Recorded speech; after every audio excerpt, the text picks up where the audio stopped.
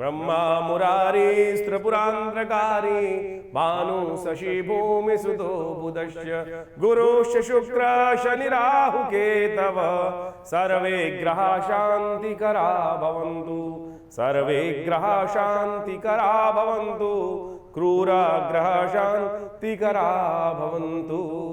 14 तारीख मंगलवार का अवसर, द्वादशी तिथि विद्यमान है और इस दिन सूर्य बदल रहे हैं अपना घर। कम से कम आपकी राशि के दृष्टिकोण से 50% रिलीफ देते दिखाई दे रहे हैं। ये 50% रिलीफ का योग रोग आपकी राशि में जो बनता दिखाई दे रहा है वो कहीं ना कहीं आपके लिए बड़ा पॉजिटिव होगा। लेकिन ध्यान रखना है, सूर्य का ये परिवर्तन शुक्र के साथ जाके जो हो रहा है ये कहीं ना कहीं वासनाओं को उदय करता दिखाई दे रहा है। बेकार की चाहतें मन में उठती दिखाई दे रही है और गलत चाहतें हमेशा गलत ही होती हैं, ध्यान रखना। बृहस्पति बहुत सपोर्टिव है, सम्मान की रक्षा करने को तैयार है, लेकिन फिर भी मन में छुपी हुई वासनाएं कहीं ना कहीं एक नया बीज को बोकर एक वृक्ष बनाने को तैयार बैठी हैं। और दूसरा, कहीं ना कहीं बेकार के दूसरों के झगड़ों में मंगल शनि आपको फंसाते दिखाई दे रहे हैं। अपने ही झगड़े कम नहीं, दूसरों के झगड़ों में बचने का प्रयास करना चाहिए। इस वक्त शनि का उपाय करना आपके लिए बहुत ज़रूरी है। शनि को मनाओ, सदा सुख पाओ, इस बात का ध्यान रखते हुए कार्य करोगे तो बहुत अच्छा रहेगा। शनि महाराज आपकी राशि के दृष्टिकोण से इस प्रकार का योग बनाते दिखाई दे रहे हैं। तो आपकी राशि के दृष्टिकोण से सबसे अच्छा ये रहेगा कि थोड़ा सा इस वक्त आपकी राशि में उम्मीद की जो किरण है ना, वो हनुमान जी है। मंगलवार का दिवस है, उस रहस्य को समझ लो।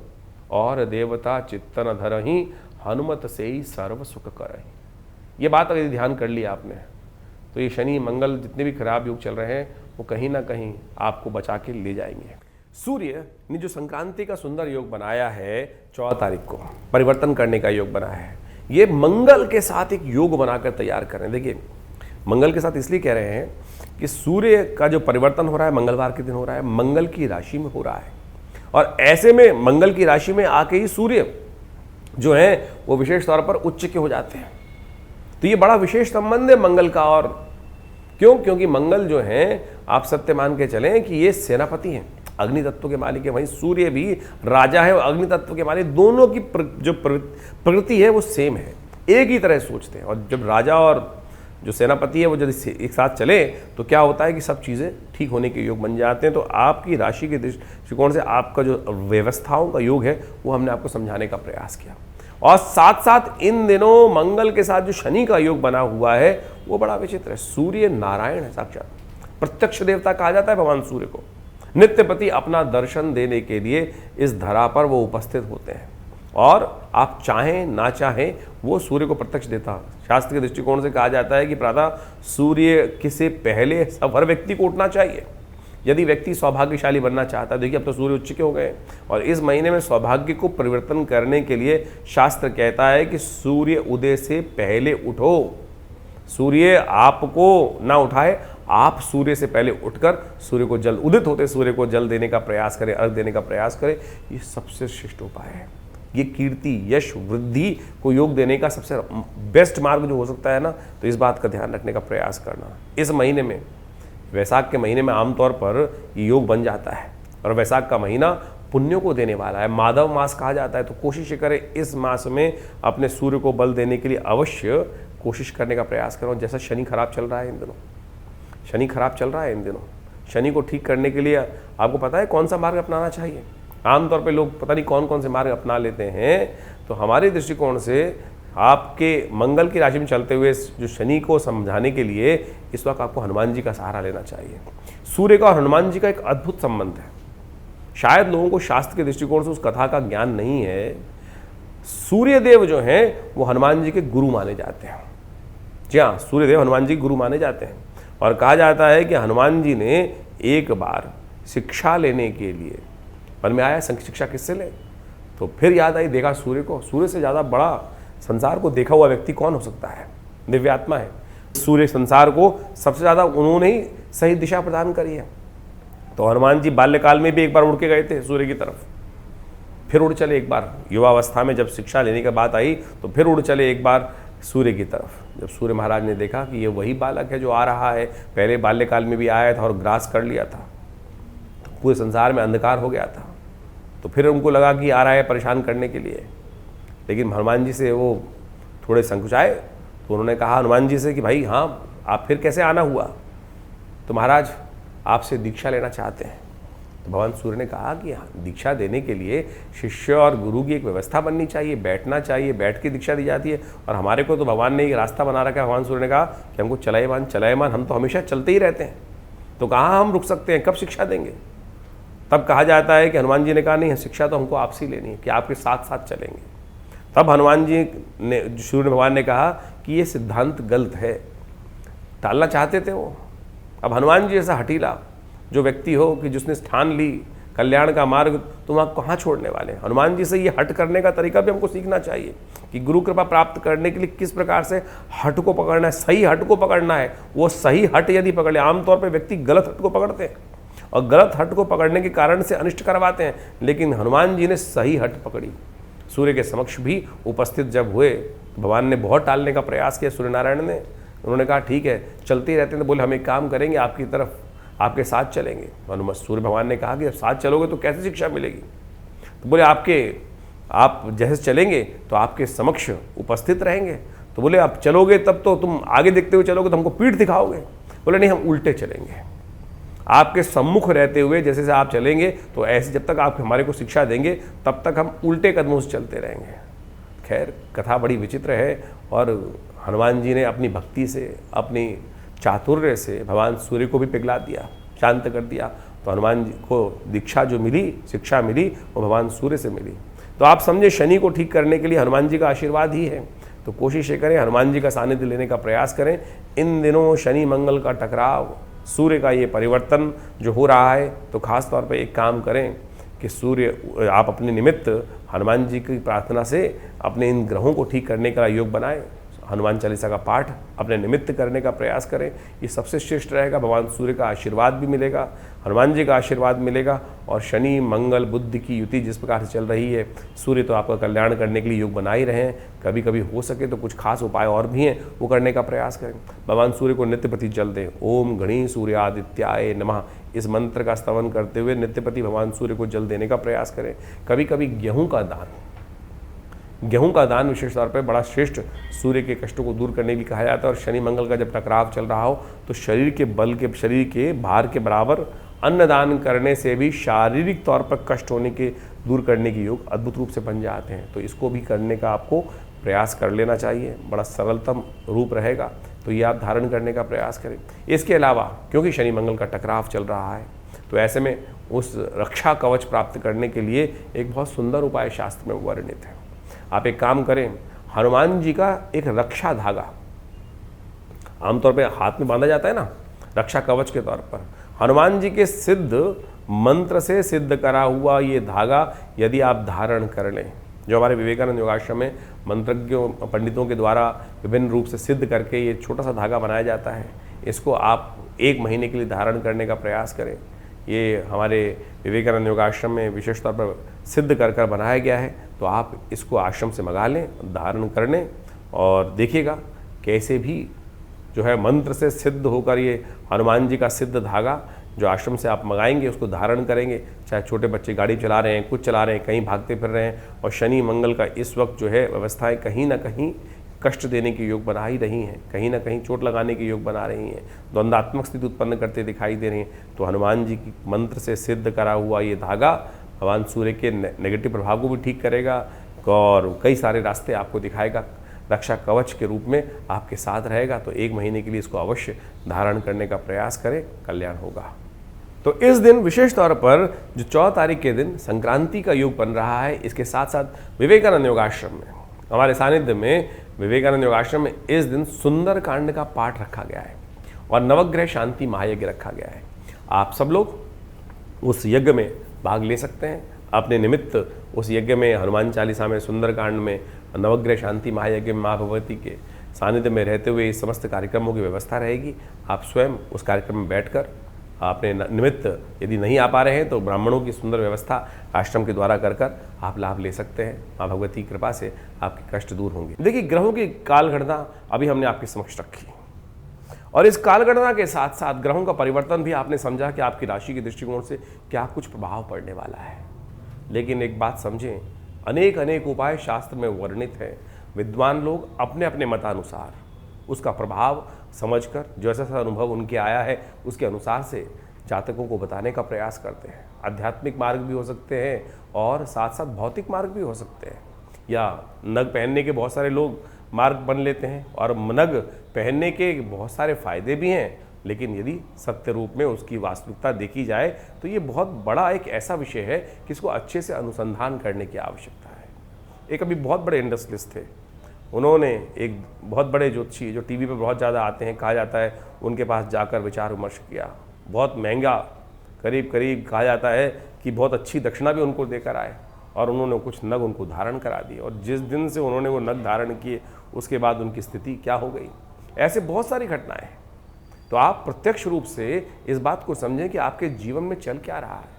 हमारे जीवन में देखिए समय है, समय का प्रभाव है, कभी धूप कभी छाँव, कभी लाभ कभी हानि, कभी यश और कभी अपमान, इस प्रकार के योग जीवन काल में बनते रहते हैं, और ये सारे के सारे जो बनते हैं आपके कर्मानुसार ही बनते हैं। यदि कर्म व्यक्ति सही रूप से करना शुरू कर दे तो सत्य माने जीवन में कष्ट हो ना। अब कैसे पता लगाएं कि कर्म हमारे द्वारा सही हो रहा है या नहीं हो रहा। देखिए शास्त्र में कहा गया ना, कई बार हम आपको बोलते हैं अवश्यमेव भोक्तव्यम कृतम कर्म शुभाशुभम, हमने जो कुछ भी कर्म किए हैं उसके कारण से। यदि बार बार जीवन में ना चाहते हुए, कौन चाहता है कष्ट आना, लेकिन फिर भी ठीक करना प्रयास लाख कर रहे हैं लेकिन वो हो नहीं रहे, कष्ट समाप्त होने की तरफ ही नहीं है, तो समझ लें कहीं ना कहीं पुण्यों का अकाउंट थोड़ा कम है। यदि आपके घड़े में पुण्यों का जो अकाउंट है, पुण्यों का जो प्रभाव है, वो इतना लबालब भरा हुआ है, तो थोड़े बहुत कुछ गलत कार्य हो भी जाए तो उससे जीवन में कोई प्रभाव होता नहीं, क्योंकि पुण्यों को। और कई बार क्या होता है कि पुण्यों का अकाउंट इतना खाली हो जाता है कि हाथ टटोलने पर भी, घड़े में हाथ डालने पर भी वो हाथ में आते नहीं हैं। तो इसलिए सीधा सीधा सिद्धांत है, जब जीवन में कष्ट एक के बाद एक आ रहे हों तो समझ लो कि पुण्य का अकाउंट धीरे धीरे कहीं ना कहीं कम हो रहा है, उसको बढ़ाने का प्रयास करें। पुण्य बढ़ाने के बहुत सीधे साधे तरीके हैं, यही नहीं कि बहुत बड़े बड़े पैसे खर्च करके यज्ञ करना है। शास्त्र कहता है मनसा वाचा कर्मणा। देखिए आपके द्वारा किया गया कर्म अद्भुत रूप से प्रभाव देता है, इस बात को हमें समझना चाहिए। शास्त्र में इसको समझाने के लिए अनेक कथाएं उपस्थित की गई। लोग लगे रहते हैं कभी कुछ और उपाय करने के, कुछ और उपाय करने, विभिन्न टोटकों में फंस जाए। परमात्मा का नाम ही शास्त्र में व्यास जी महाराज ने कहा है, आलुड्य सर्वशास्त्रानि विचारे व पुनः पुनः इदमेकम सुनिष्पन्नम ध्याय नारायण सदा, कि भगवान का स्मरण करना ही एक सबसे बढ़िया कार्य है। उसी को स्मरण करने तो और किसी चीज़ की आवश्यकता ही नहीं है, परमात्मा की कृपा। इसीलिए तो इतनी समस्त कथाओं का, यज्ञों का, मंत्र जप का इतना महात्म शास्त्र में बताया गया। हर रोज़ कोई ना कोई पुण्य आपके जो पर्व है, जैसे इस वैशाख के महीने में कितने सुंदर सुंदर पर्व आ रहे हैं। सुंदर सोच शास्त्र में कहा गया है कि इस मास को माधव मास माना जाता है, और माधव मास में कहा जाता है कि भगवान ब्रह्मा ने अपने आप भगवान विष्णु के नाम पर इस मास को रखा है। इस मास में यदि भगवान विष्णु का एक बार भी स्मरण कर लिया जाए तो बहुत से कष्ट दूर हो जाते हैं। तो इसको ठीक करने का तरीका आप समझ लीजिए, जितना ज़्यादा पुण्य हो सकता है वो करने का प्रयास करें। सोम, मंगल, बुध, बृहस्पति, हमारे इन समस्त दिनों को कहीं ना कहीं देवताओं के साथ जोड़ दिया गया है। तिथियों को विशेष तौर पर आप देखें तो एक से लेकर आध्यात्मिक मार्ग से देखें तो कहीं ना कहीं कोई देवता के साथ जोड़ी गई है। कारण क्या है? कोई ना कोई उत्सव, 365 दिन कोई ना कोई उत्सव भारतीय संस्कृति में लगा रहता है। ये न के न प्रकारेण आप अध्यात्म की तरफ लगे रहें, और जब अध्यात्म की तरफ लगे रहेंगे, आज ये कल वो परसों ये, तो क्या होगा, कहीं ना कहीं आप जो फालतू के काम संसार में हैं वो आपके द्वारा उनसे हटकर, बेकार के कामों से हटकर कहीं ना कहीं पुण्य कार्य, परमात्मा के स्मरण में वास्तविक मार्ग को आप पकड़ने का मार्ग बना लेंगे, और वो आपके जीवन में कभी बेले कवेले अशुभ समय में वो किया हुआ पुण्य आपको कहीं ना कहीं लाभ देने का मार्ग बना देगा। तो इस सिद्धांत को समझे। हमारे ऋषि मुनि बहुत चतुर थे, बहुत बुद्धिमान थे, और ऐसी व्यवस्था अपनी संतति के लिए करके गए हैं कि वो कहीं ना कहीं करते रहते, लेकिन फिर भी मनुष्य ऐसा माया के भ्रम में फंस जाता है कि सद्मार्ग से भटककर कहीं ना कहीं अनेक अनेक प्रपंचों में फंस जाता है। तो इसलिए हम समय समय पर जो आपको आमंत्रित करते रहते हैं, कभी ये यज्ञ, कभी वो यज्ञ, कभी ये कथा, कभी सुंदरकांड, कभी हनुमान चालीसा, कभी कुछ और, तो ये सब इसीलिए है कि कहीं ना कहीं आओ, सत्य मार्ग तरफ चलो, और वो कहीं ना कहीं कब आपके कष्टों को क्षय कर देगा। भारतीय अध्यात्म विज्ञान को यदि आप पढ़ेंगे, देखिए बहुत सारे लोग हमें कमेंट में लिख के भेजते हैं कि महाराज कथा सुनाने से अच्छा तो उपाय बताओ। उपाय तो हर जगह बता ही रहे हैं, हम हर रोज़ बता रहे हैं उपाय। लेकिन उस मार्ग को समझने का प्रयास आपको करना चाहिए कि ज्योतिष का अध्यात्म के साथ एक इंटर कनेक्शन। कुछ अध्यात्म शून्य व्यक्ति हैं, कोट पैंट पहन कर, और जिस प्रकार से लोगों को आज शराब पिला के उपाय बताने का प्रयास करते हैं, मांस खिलाकर उपाय खिलाने का प्रयास करते हैं, तो उससे कुछ भला होने वाला है किसी का? कुछ नहीं होने वाला उससे तो कष्ट के योग ऐसे ही बन जाएंगे जैसे कुछ ना कुछ। भारतीय संस्कृति में इसके ऊपर बहुत सुंदर कथा आई हुई है, उसको आपको समझ लेना चाहिए। हमने पहले बहुत दिन पहले कथा आपके समक्ष रखी थी, आज बहुत काल हो गया है, इसलिए उस कथा को दोबारा समझाने की आवश्यकता है कि जैसे बर्तन को बार बार मांजने से क्या होता है कि वो चमक आ जाती है ना, तो उस कथा के माध्यम से, अध्यात्म के माध्यम से समझने का प्रयास करें। हमारे पुण्य कैसे बढ़ते हैं? एक कसाई था, अध्यात्म के अंदर उपनिषद में कथा आई है, वो एक महात्मा जी के आश्रम के सामने ही कसाई की दुकान चलाता था, रोज हत्या करता था, रोज आजीविका पालने के लिए कसाई को मांस बेचता था। महात्मा जी अंदर यज्ञ कराते थे। दोनों की मृत्यु एक ही दिन हुई और दोनों यमराज के समक्ष उपस्थित हुए। कहा जाता है कि महाराज जी को पुण्यलोक प्राप्त हुए। महाराज थोड़ी देर रुक गए, उन्होंने देखा कसाई भी मेरे पीछे खड़ा है, चलो इसको भी देखें, इसको क्या गति प्राप्त होती है। तो देखने में आया कि जो महात्मा को लोक प्राप्त हुए थे वही उस कसाई को प्राप्त हुए। तो महात्मा ने वहाँ यमराज से प्रश्न पूछा कि महाराज, मैंने इतने यज्ञ किए, मुझको वही लोक प्राप्त हुए और मेरे सामने ही हत्या करता था, जीव हत्या करता था, क्या इसको भी वही लोक प्राप्त हुए? तो यमराज जी ने उसका प्रश्न का, बड़ा सुंदर महात्मा के प्रश्न का, संत के प्रश्न का उत्तर दिया कि महाराज, इसके शरीर से ये कार्य हो रहा था, लेकिन मन से नहीं हो रहा था। मन से तो आपको ये देखकर यही भाव रखता था कि कैसे महात्मा इतने सुंदर कार्य कर रहे हैं और मुझे कुछ आता नहीं है, कब ये मेरा पुण्य जागेगा, मैं इससे हटकर पुण्य की तरफ, महात्मा के दिए हुए एक पुण्य कर्म की तरफ, जैसे यज्ञ इत्यादि, कथा इत्यादि की तरफ जाऊंगा। तो आप समझें कि आप जो भी कर्म कर रहे हैं वो तो आपके भाग्य अनुसार, आपके समक्ष, प्रारब्ध के अनुसार से आपके समक्ष आ रहा है, लेकिन यदि उससे निवृत्त होना चाहते हो तो उसमें लिप्त मत हो। ये उपनिषद की कथाएं आपके मति भ्रमों को दूर करने का प्रयास करती हैं। तो इन सब सिद्धांतों को आप समझ के कार्य करने का प्रयास करेंगे तो बहुत अच्छा होगा। इस वैशाख के महीने में जिस प्रकार से कहा गया है कि भगवान विष्णु का सुंदर स्मरण, जैसे कार्तिक के महीने में स्नान करने का पुण्य लाभ होता है ना, वैसा ही पुण्य लाभ इस वैशाख के महात्म्य में कहा गया है। कहा जाता है पद्म पुराण में, स्कंद पुराण में, इन समस्त ग्रंथों के अंदर इस मास का अत्यधिक महत्व कहा गया है। कोशिश करें अपने जीवन में इन महात्मों को पढ़ने का प्रयास करें। महात्मा क्या है? टेस्टिमनीज। ये टेस्टिमनीज हैं कि जो जो जीवन में किसके घटना घटी, उन्होंने उसको सारगर्भित शास्त्र के अनुसार से किया, और उन शास्त्रों की बातों को आप यदि स्वतः पढ़ेंगे, अध्ययन करेंगे, संतों के मुख से सुनेंगे, तो आपके मन में भी विश्वास जागेगा और आपको उस कष्ट निवृत्ति का योग, यानी उससे बचने का मार्ग आपको अद्भुत रूप से मिल जाएगा। आसान बहुत रहा है, तिल की ओट पहाड़ है। आप समझें, अध्यात्म का रहस्य इतना सुंदर है, लेकिन हम विडंबनाओं में फंस जाते हैं और पता नहीं कहाँ कहाँ, कौन कौन से, किस किस स्थितियों में फंसकर कहाँ कहाँ कौन कौन से कार्य करते चले जाते हैं। सिद्धांत बहुत सीधा है, किसी भूखे को खाना खिला दो।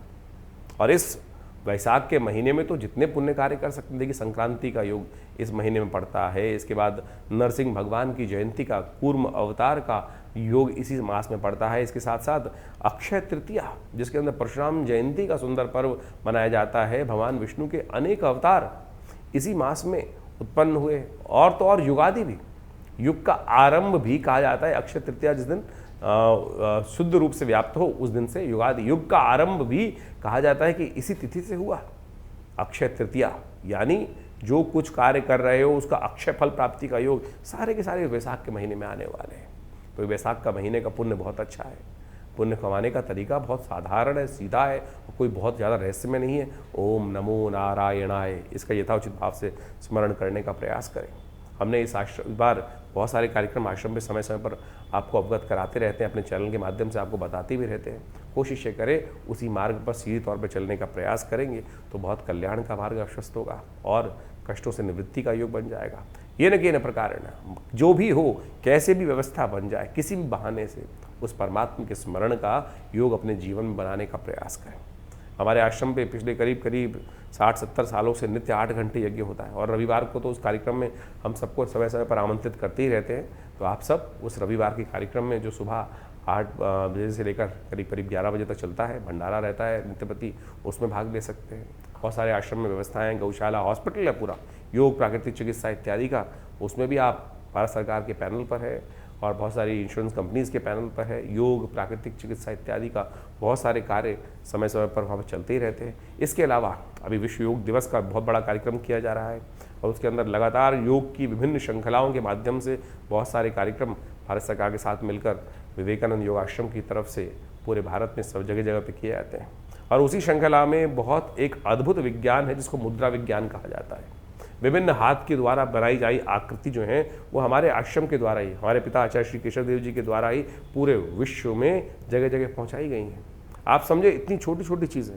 और इन मुद्राओं का, योग विज्ञान की मुद्राओं का अद्भुत लाभ है, आध्यात्मिक भी और साथ साथ आपके शारीरिक तौर पे कष्टों को दूर करने के लिए भी, ग्रहों के प्रभाव को भी ठीक करने के लिए। जैसे किसी का बृहस्पति खराब है, अब लाखों रुपए खर्च करके लोग पुखराज पहन रहे हैं, अरे केवल ज्ञान मुद्रा का अभ्यास कर लो। ये पहली उंगली अंगूठे के साथ लगाकर चलते फिरते उठते बैठते इस ज्ञान मुद्रा का अभ्यास करो। देखो, बिना किसी और चीज़ के, बाह्य किसी चीज़ की आवश्यकता नहीं है।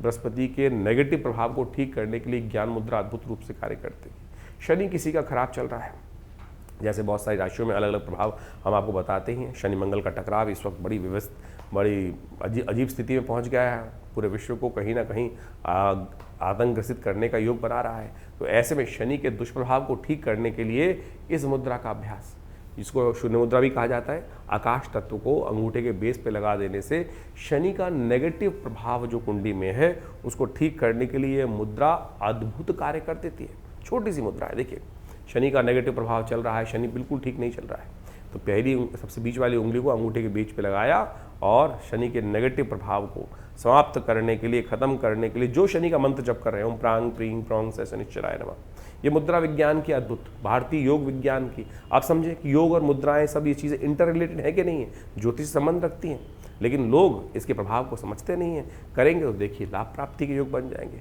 सूर्य, किसी को अपने वर्चस्व को, पर्सोना का बढ़ाना है, कैसे कौन किस प्रकार से ठीक कर सकता है। ज्योतिषीगण बहुत सारे जो होते हैं नग बेचने वाले, वो कहते हैं माड़ी के पहन लो। अरे हम आपको सीधा उपाय बताते हैं। सूर्य यदि किसी की कुंडली में कमज़ोर है तो, या सूर्य का माउंट बैठा हुआ है, तो ये सूर्य मुद्रा है। जो रिंग फिंगर है उसके अग्रभाग को अंगुष्ठ के अग्रभाग से जोड़ देने से ये सूर्य मुद्रा बन जाती है। और अद्भुत रूप से समझें कि ये सूर्य मुद्रा आपकी पर्सनालिटी में, आपके पर्सोना में, आपके व्यक्तित्व में, आपके ओरा में एक ऐसा अद्भुत चमक उपस्थित कर देगी। तो ध्यान में ओम घृणी सूर्य आदित्याय नमः इस मंत्र का जप करते हुए 108 बार जप करें और नित्य प्रति इस मुद्रा का कुछ देर अभ्यास करके तो देखें। देखिए अपने आप आपके उस ओरा के अंदर अद्भुत रूप से परिवर्तन लाने का योग बिना किसी उपाय के, बिना किसी और चीज़ के, बाह्य चीज़ पे, यानी कोई नग धारण करना या कुछ और चीज़, इससे अद्भुत रूप से लाभ प्राप्त होगा। यदि किसी का बुद्ध बहुत वीक है, आमतौर पे जब बुद्ध वीक होता है तो क्या होता है कि बहुत सारी समस्याएं उत्पन्न हो जाती हैं। बहनों के साथ संबंध में, कई प्रकार से स्त्रियों के साथ संबंध खराब कर देता है, परिवार में जितनी मौसी इत्यादि उनके साथ संबंध खराब कर देता है, और तो और दांतों संबंधी समस्याएं उत्पन्न करने के योग बना देता है। तो ऐसे में बुद्ध का जो नेगेटिव प्रभाव चल रहा है उसको ठीक करने के लिए, बुद्ध के नेगेटिव प्रभाव को ठीक करने के लिए क्या किया जाए। बुद्ध की ये मुद्रा है, इसको जलोदर मुद्रा बोला जाता है, कि इसको कर लेने से बुद्ध के नेगेटिव प्रभाव को ठीक करने के लिए ये अद्भुत रूप से कार्य करती है। यानी बुद्ध की उंगली को अंगूठे के बेस पे लगा देने से ये बहुत ज़बरदस्त तरीके से आपकी समस्याओं को दूर करने का योग अद्भुत रूप से बनाएगी। ये छोटी छोटी मुद्राएं हैं, हम समय समय पर इनका प्रभाव आपको समझाते रहते हैं। कोशिश ये करें इन सब चीज़ों के साथ जुड़ने के लिए। हमारे विवेकानंद योगाश्रम की तरफ से बहुत सारी पुस्तकें प्रकाशित की गई हैं। समय समय पर बहुत सारी कॉन्फ्रेंसेस हम करते रहते हैं और बहुत सारी कथाएं भी समय समय पर, हर मंगलवार को सुंदरकांड का पाठ होता है। और दिल्ली में कहीं ना कहीं मंगलवार शनिवार को हमारे द्वारा कहीं ना कहीं सुंदरकांड के पाठ की व्यवस्था चलती ही रहती है। आप सब सुंदरकांड के पाठ में आपको हमारे एक चैनल के माध्यम से सूचनाएं मिल सकती है। आश्रम के जो नंबर्स आपके सामने स्क्रीन पे चल रहे हैं, आपके क्षेत्र में कब रहेगा उसका भी बता दिया जाएगा। विवेकानंद योगाश्रम में तो हर मंगलवार पे सुंदरकांड आमतौर पे होता ही है।